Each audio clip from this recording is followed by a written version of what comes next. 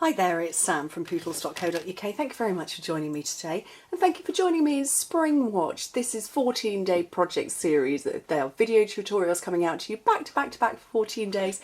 We've had a good 10 days worth and we're into the final home straights now, but all the projects are focusing on the spring catalogue and a little bit of celebration as well. This year, in a slight difference, I'm doing a giveaway every day and a different one each day. Today's giveaway is the Build Birdcage stamp set that I'm going to be using. Of course, you're going to get your own, not my second-hand one that I've been well using. But there are two ways to enter. One, you can leave a comment here on YouTube or on my blog, and you can leave a comment anywhere in the world and you'll get one entry into the draw. Or you can place an order with me and you'll get 5 entries, and I can take orders from 5 countries. Germany, France, Austria, the Netherlands and the United Kingdom. I can, however, only send this stamp set to one of those 5 countries because of my agreement as a demonstrator to work only in, sell and recruit only in those countries. However, if you leave a comment and you're outside one of those countries and you are the random winner drawn, I can't send you this, but I will send you some handmade goodies. So please feel free to enter wherever you are. But I'm going to show you how to make this card, and I love it. So this is a watercolour wash with some heat embossing going on, and I love it. Now this one I have got a silver bird cage and I've got a copper, hopefully you can see that, a little copper bird on there. And I'm going to do it slightly differently. I'm going to go with copper and I'm going to use different sequins. These are from the sprinkles embellishments, which are these ones here, which are lovely, but I've gone for different colours. Oh look, I'm just bringing an extra out there. I've gone for different colours this time around, so I'm going to use different sequins. I'm going to show you how to make it. Dead easy, super easy. I have got pink pirouette cardstock, sheet of cardstock cut in half and folded in half. Then my pieces, this is watercolour paper. This is 2 centimetres shorter and narrower. So if you're working in Imperial, I'd say maybe 3/4 of an inch smaller and narrower, so you get this much bigger border. This one, 1.5 centimetres shorter and narrower, so you get the little 1/2 centimetre border. And again, if you were going to work in Imperial, I'd say make your black one 1/2 inch shorter and narrower. And that way you get this lovely border of the colour, and then you just get like a little whisper of black. Okay, that's how you set that up. I'm going to dust this. Now, my embossing buddy, my lovely 8-year-old son, Jacob, came into my office the other day and he thought this was a cleaner. Didn't realise it was an embossing buddy. So he spritzed it, bless his heart, spritzed it with stamping mist and then was trying to clean up my stamps for me. Misunderstood. There is still powder coming out, but I am going to have to buy a new one. So let's hope I don't leave ink residue across here. Okay, Build a Birdcage stamp set. Let's get a couple of blocks out ready. And I went for this one last time. I might go for this one this time. Am I going to fit it on? I hope so. I should think so.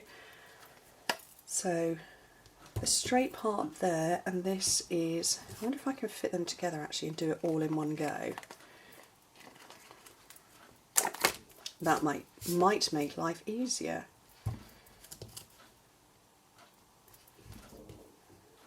Oh, it does. Need a bigger block, or a longer block I should say. That's better, isn't it? So this is an H block. Didn't think to do that on the original. Don't you just love it when you come up with an idea while you're filming? Let's get that straight.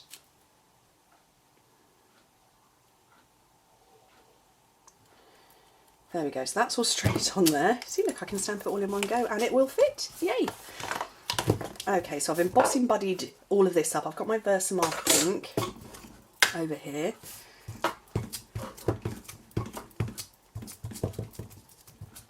So well inked up. And over to one side. And I'm going to take the high there from in there. Which block is that going to fit on? That'll fit on that one, which is that's a C block. Ink that one up as well. I'm just going to see that I've got it positioned in the light correctly. High there. And then I want a tiny little A block for my little birdie. Which way round do I want my bird? Go the other way, I think.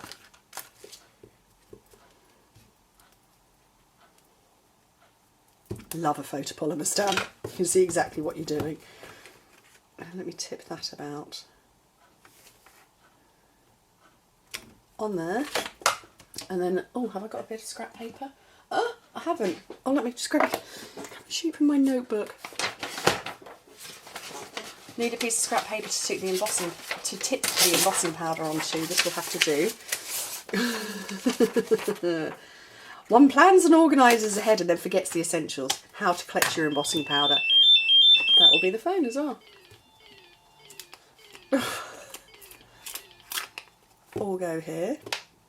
That's fine. Right, I've got copper this time. I'm going to see how this works. So I've thrown it all over the hive there and the bird. And all over the cage as well.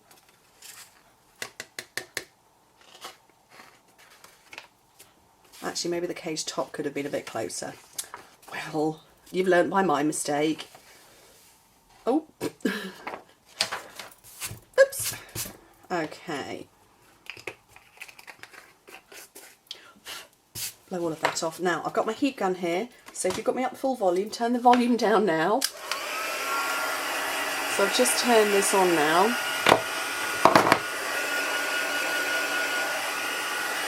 And as you wave it over, if you haven't seen heat embossing, it's like alchemy. Love it. It goes from this dull powdery look and suddenly goes glossy, and hopefully you'll be able to see it on that bird. There you go, it's all going shiny now.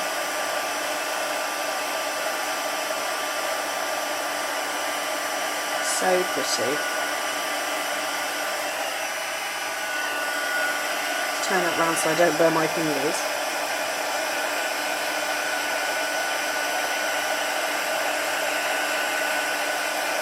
Lovely. And then you can do this with any of our metallics. I wonder what gold would look like with nice reds. So there we go. All done, all glossy. Now it's got a bit of a bend on it, but that's fine because we're going to stick that all down. And I want to do this watercolour wash. Now this one I did So Saffron, Peekaboo Peach and Flirty Flamingo. And I'm going with slightly different colours this time. No idea what it's going to look like, but I'm going to have a go. Pink Pirouette, Sweet Sugar Plum and Rose Red. And what you do is you squidge the lid into the ink pad and you create like a little, or you create your own watercolour palette in the lid. And grab one of the aqua painters. Now, whoops, oh dear. Oopsie daisy. That one won't get photographed. We've got, your aqua painters come as a pair. One with a small nib and one with a big nib, and it depends on what kind of detailing you're doing as to what nib to use. I obviously want this big one, and you just squeeze. It's got water in the barrel and it's just an unscrew. You just unscrew it, put the water in, grab a tissue if necessary, just squeeze a little bit to get the water flowing. And the more water you get, the paler your image is going to be. So I'm going to start with the pale at the top and just wash it all over, and then pink in the middle,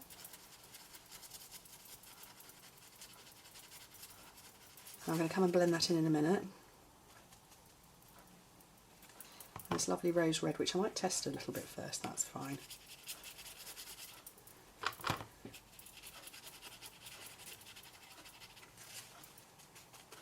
And then just come in again if necessary to bring more colour in. I think I want that rose red a bit deeper.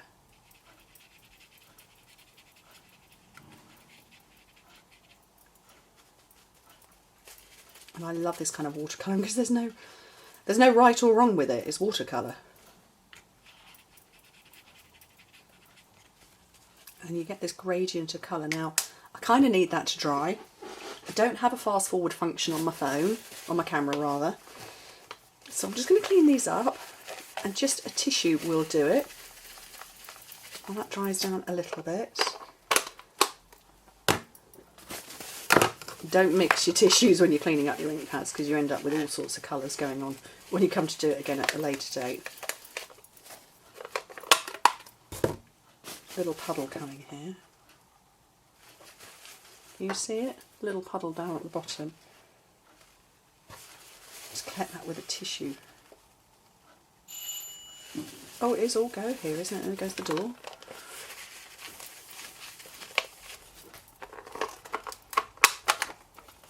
They're all cleaned up, and I'm going to have to hope.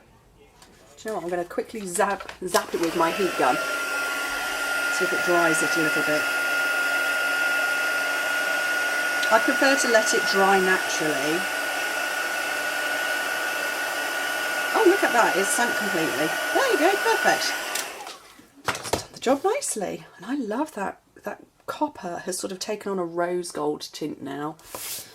So turn it over, and we're going to stick this to the black. Now the black not only served a great outer edge, but it also means that it flattens this watercolour paper that has gone a bit wibbly where I've heated it.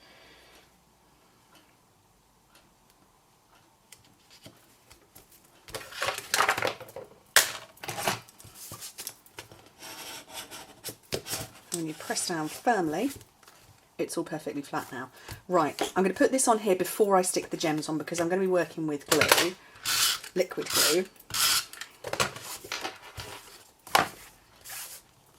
So I love those colours together. Like I say, that copper has taken on a real rose gold hue. Before, it looked very distinctively copper, but it now looks more rose gold, and rose gold is so on trend right now. Okay, where are they? Here we go. I have got my Blushing Bride sequins, so I'm just going to grab, you just pull them off one by one. Just like that. Super easy. I've got my fine tip glue, and you just go for a tiny little dab where you want to put them. I don't know how well this is going to stick because I've got,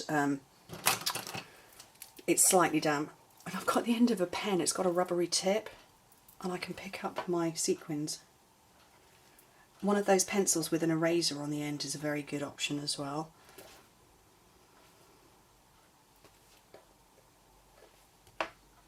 And these are in Blushing Bride, these sequins. And hopefully that will dry beautifully.